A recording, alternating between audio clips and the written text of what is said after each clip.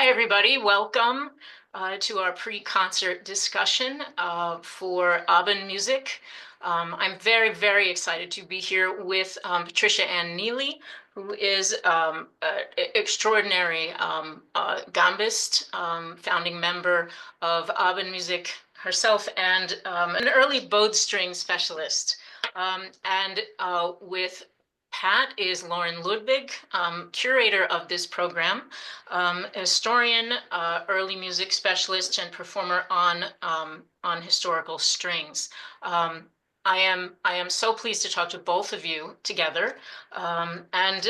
So tell me how the performance went the other night. We are about to watch a recording of a performance that took place in real time on Saturday evening in New York City. Well, I'll just say that the music is so new to me that I felt I was actually a listener while I was playing.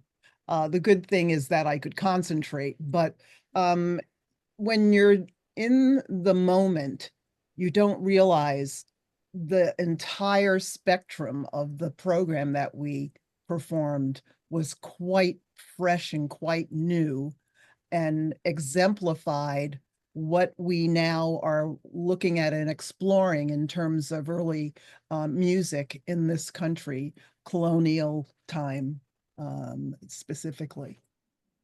Yeah, I'm really impressed with the breadth of this program and the context that Freeman's music is set in, and I have a lot of questions about that. So I'm looking forward to that. Loren, how did you feel about it?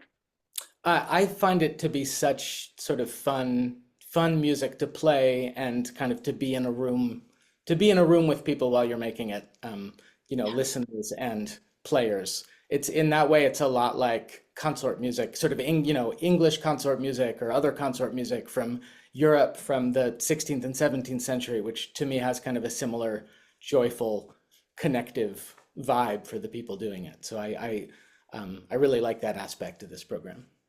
Yeah, I understand. At the festival, we don't always succeed to kind of break down the proscenium and make it a more casual, interactive space, which does surprise some of the live performers sometimes. But I know exactly what you mean. It's that energy and that synergy that goes on. So can you tell me a little bit about the discovery process? How was Sawney Freeman's music and he himself rediscovered? Um, So a manuscript in you know uh, it came to light this past sort of summer of 2024 is when I think of becoming aware of this, and it was a recent discovery by scholars in Connecticut and musicians who had found a manuscript in Trinity Library and with the name Sawney Freeman on these pieces. And at I guess the church in Essex that has been there for, since the 18th century, some parishioners got really curious about who this person might have been and discovered that it was this enslaved composer. Sawney Freeman shows up first in a probate document, like a will, when he was a kid, and is an enslaved, as an enslaved person, and then there's a runaway slave ad from, I think, the early 1790s, and he's described as having escaped with a fiddle. And then the next sort of paper, thing in the paper trail is a advertisement in a New Haven newspaper advertising pieces for 4 and 5, pieces in 4 or 5 parts by the free black man Sawney Freeman. Actually, it may not even use the word free. It just may say by the black composer, the black man, Sawney Freeman. And so he clearly had self-manumitted at some point. At some point in the 1790s, he was able to presumably purchase his freedom. Seems likely that it was through his activities as a musician. And that you learn about people taking the word Freeman, taking a surname when they self-manumit or when they're manumitted. And I guess that actually encountering that phenomenon is sort of powerful for me, that the word Freeman doesn't start showing up until he starts publishing music. And Unfortunately, so far, the actual publication hasn't been found yet, but that manuscript that got the story started in Trinity Library seems to be those pieces. Excellent. So the evidence was always there. It's just people started to look and found Yeah, this incredible story. I was thinking that the members of the church in Essex happened to have discovered the music, the manuscript, and then gave it to Trinity College Library. Oh, is that how that worked? Yeah. Okay, okay, good to know. That's excellent. That is excellent. It makes me think about Sawney Freeman is apparently now the earliest known published African American composer, and that label was previously for a while applied to Francis Johnson, right, who was thought to have been the first until Sawney Freeman was paid attention to. Johnson's music was very widely disseminated. As we know, he had a very high profile commission, particularly for General Lafayette's visit in 1824, I think it was. A very different scenario, I imagine, from what Freeman experienced. Do we have a sense of how his music was disseminated? Is that something that's yet to be figured out, yet to be discovered? How widely known might he have been? And who might have played his music? So my understanding is that we're just sort of at the start of trying to track his music through the archives, and there are some other really fascinating manuscripts, actually by coincidence, that I had been spending a lot of time with from Connecticut from this same period. And one of the things that was very striking when the Sawney Freeman collection came to light is that some of those Sawney Freeman pieces they're not ascribed to Freeman, but they're in these other manuscripts, this family of manuscripts. And so I went back to these sources. For example, I play a set of La Folia variations from this Woodruff manuscript from 1803, and it has a bunch of Sawney Freeman pieces in it that don't have his name, but they're titled Sawney Freeman in the Trinity manuscript. Sorry, this is getting wonky with the sources, but the point is that a lot of the stuff in some of these other manuscripts, it's not just Woodruff, there are a bunch of wonderful manuscripts of tunes from this period, from Connecticut. If they have pieces that we know are by Sawney Freeman that don't have his name on them, it suggests that maybe some of the other pieces in those manuscripts that are also anonymous might be connected to him or might have been composed by him. And I think there's a lot more, we can learn a lot more specific, I think we can identify additional pieces potentially, and we can start to put together a story of how these, what we can figure out about who was playing his music and who he was interacting with and playing with based on looking at these surviving sources. And I'm also thinking, so we'll have an update at some point in the future, right? Pat, I'm sorry. I was going to say, I'm also thinking that was Sawney able to notate his own music, or was it typical that someone would hear it and notate it and then ascribe it to Sawney Freeman or the composer? My sense is that Sawney Freeman was almost certainly musically literate and both read and wrote music. And the reason I think that is because his music is a lot of the surviving stuff that we know he composed, to the extent that anything is knowable, right? The pieces that bear his name are in parts. They're 4 and 5 part polyphony, really. And I don't think I think when people transcribe a performer, a performer doesn't read or write music and somebody writes it down, that's rarely polyphony, right? That's in order to compose and disseminate polyphony, you have to be able to write the notes, I think. So that seems, given that there was so much emphasis on music literacy in this period, around psalmody and the kind of musical awakenings that were happening, all of a sudden you could sing again in congregational music. But because the Puritans had outlawed that, everybody had forgotten how to read music. I mean, nobody was learning how to read music until the middle of the 18th century. So the point is that because there was so much emphasis on music literacy, the idea that some of the enslaved people that were part of those cultures would have also been learning those skills doesn't seem, outlandish to me. Right, particularly if they were employed to perform as Exactly. part of their, yeah. Yeah. Your mention of the pieces that were potentially composed by Freeman brings to mind two questions. Answer them in whichever order you decide. Um, uh, First of all, you mentioned in your program notes, you mentioned uh, kind of the nod to antiquarianism that was going on at the time, right, with Renaissance tunes, et cetera. How much of that do you feel influenced the works you know are for sure by Freeman?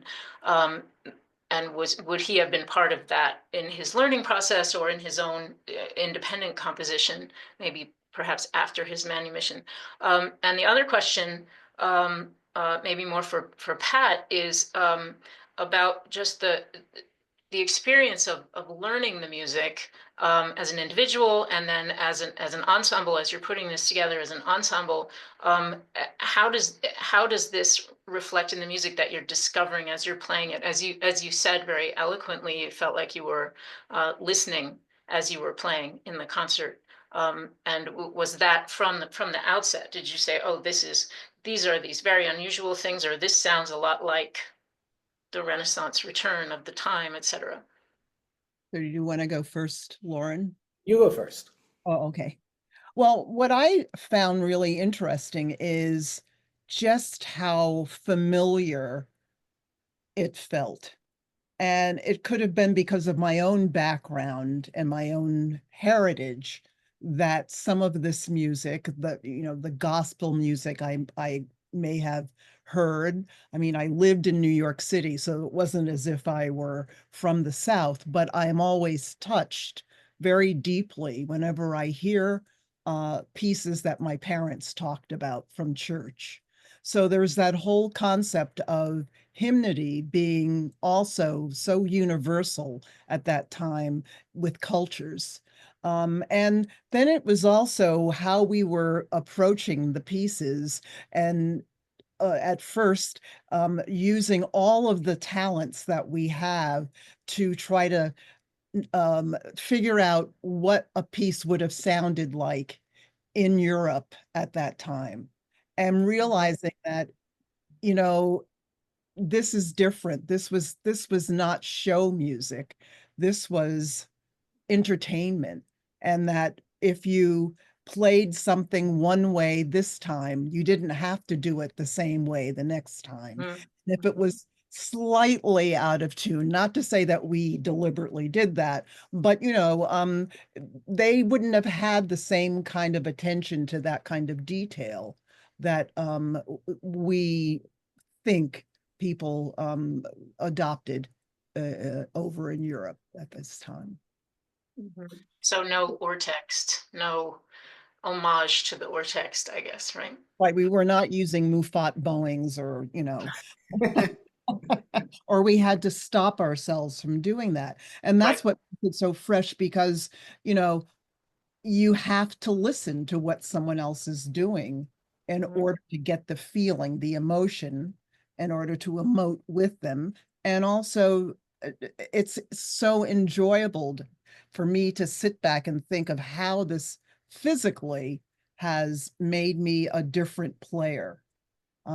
It was a really incredible experience. That's fascinating. I'd be curious to hear at some point how it influences your other playing as time goes on. In terms of the sort of antiquarian dimension of that, the music that the 13 pieces that survive by Sawney Freeman are, or that we know at this point, and as I said, there are some others that we can be pretty sure about, and I'm looking forward to talking about that and sharing that in the future. But so much of it is so influenced by the psalmody tradition that Pat was talking about, the like 3 and 4 and 5 part vocal music that was happening. which was really, it wasn't performance music. It was, it was congregational song. And I'm sure that it existed in it was experienced in the full range of, sometimes you have a couple really terrific singers and you just want to hear them sing these pieces and be in that space. And then, sometimes those same pieces get sung by everybody. Sometimes just the melody gets sung as opposed to all of the different parts. And that was one of our approaches to Sawney Freeman's pieces, was kind of sometimes we just play the tune, and then on the repeats we do the full texture or different, the thing about psalmody and fiddle tunes and all of this repertory that's showing up all over the place in the New England sources is that they're always really short on the page. But we know that people didn't, you don't play a fiddle tune one time ever. And I think you never sing a piece of psalmody one time through, right? It's always something that's about iterating and sharing and building energy together and all of that. So the psalmody connection is, I think, the antiquarian hook for the Sawney Freeman stuff, because when visitors from Europe would come to New England and hear the New England psalmody that, was such a part of the fabric of New England culture in this period around 1800, they would write about how sort of shocked they were by how old-fashioned it sounded. So it was, and they were sort of, there was, this movement developed in later decades in the 19th century where reformers like Lowell Mason came in and tried to fix this archaic, crude, old-fashioned stuff that more, folks from Europe were hearing in the New England practice. So I think the whole practice had this kind of antiquarian, sort of old-fashioned vibe about it that people were really enjoying and that people from outside didn't always kind of rock with. Interesting.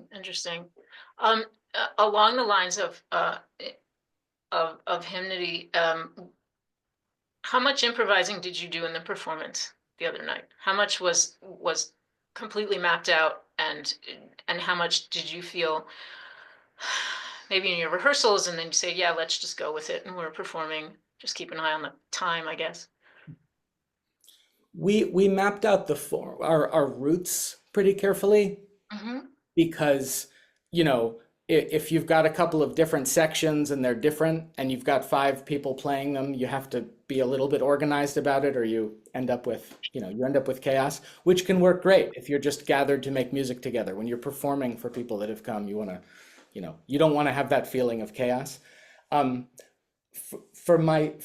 Speaking personally, I improvise a lot when I play this music and play the tunes differently and ornament them differently and do different bowings and different chords. And so I've lived with the music a bit more than the Abendmusik folks who, very gamely jumped into this and did a great job. But because I've lived with it more, for me, trying to do it differently each time is a really joyful part of it. Yeah, it feels a little more fluent, I guess.